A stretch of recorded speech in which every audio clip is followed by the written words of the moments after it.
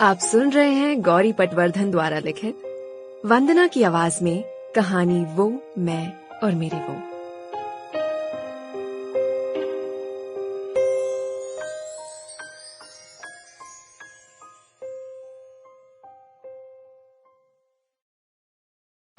Excuse me. Janvi एक झटके से जाग गई। वो लो पिच वाली मर्दाना आवाज कहीं करीब से ही आ रही थी। कुछ ही देर पहले सोचते सोचते शायद उसकी आंख लग गई थी, लेकिन अब जानवी ने अपनी आंखें खोली और चिढ़कर ऊपर देखा। कई सालों से नींद के लिए तरसी हुई उसकी आंखों के नीचे काले घेरे सजे हुए थे। एक तो बस में अंधेरा था और ऊपर से नींद में लदी हुई आंखें। जानवी कुछ समझ ही नहीं पा रही थी। उसे बस इतना ही समझ में आया कि उसकी सीट के बगल में एक जीन्स पहना हुआ आदमी खड़ा था। जानवी ने अंदाजा लेने के लिए खिड़की से बाहर देखा तो बस अभी भी थाने में ही थी। वो 3 हाथ नाके से नासिक की तरफ जा रही थी।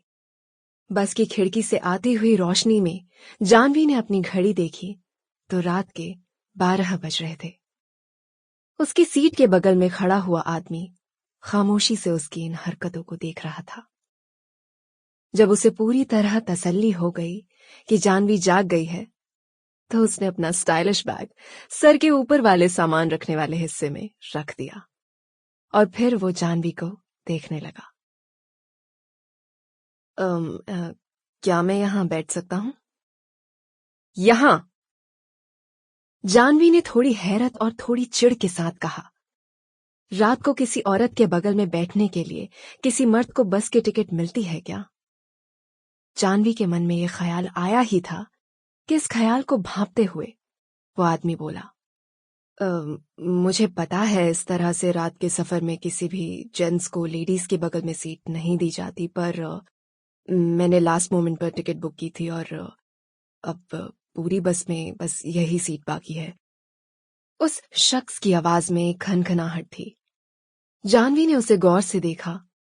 वो कॉलेज में होते हैं ना कुछ लड़के, जो बड़े ही खूबसूरत ढंग से कविताएं और शायरियां पेश करते हैं और फिर अपने इस हुनर पर जरा सा इतराते भी हैं। ये कुछ वैसा ही था। जानवी सोच रही थी कि मुझे खिसक कर इसे बैठने देना चाहिए कि तभी बस ड्राइवर ने अचानक ब्रेक पर जोर से पैर रख दिया।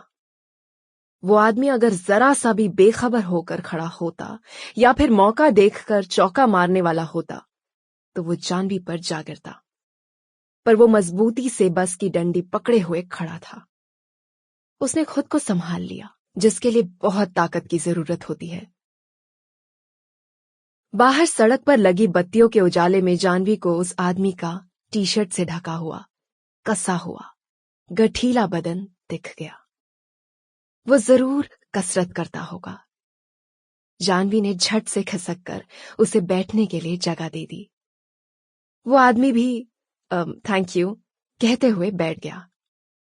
उसी वक्त ड्राइवर ने बस रास्ते के किनारे पर रोक दी और 2 और लोग बस में चढ़ गए।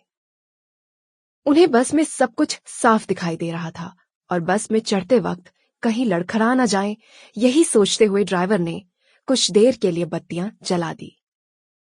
तभी जानवी को अपने साथ बैठा हुआ वो शख्स साफ साफ नजर आया। वो अपनी आवाज जितना ही खूबसूरत था। करीब 30 साल यानी जानवी की ही उम्र का होगा।